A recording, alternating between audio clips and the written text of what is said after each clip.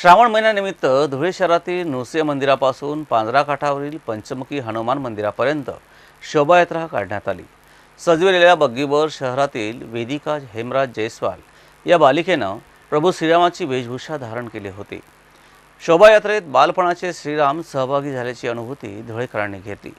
पंचमुखी हनुमान मंदिरात श्रावण मासनिमित्त हरिहर यागाचं नियोजन करण्यात आलं आहे।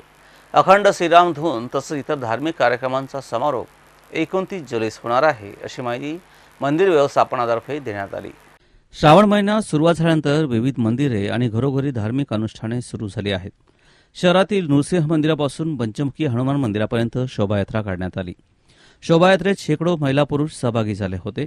शोभायात्रेतील बग्गीवर वेदिका हेमराज जयस्वाल ही बालिका प्रभू रामाच्या वेशभूषेत सहभागी झाली होती। अयोध्येतील मंदिरात प्रभू रामाची बालपणाची मूर्ती स्थापन करण्यात आली आहे।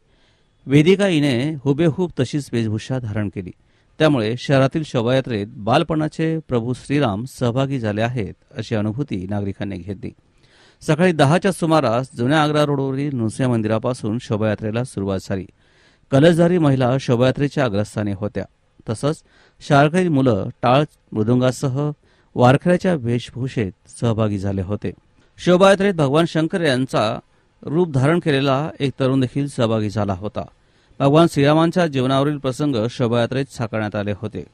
पाचकंदील शहर पोलीस चौकी मार्गे आग्रा रोड, फुलवाला चौक, गांधी पुतळा, शिवाजी रोडवरून शोभायात्रा पंचमुखी हनुमान मंदिरात पोहोचली आणि शोभायात्रेचा समारोप झाला।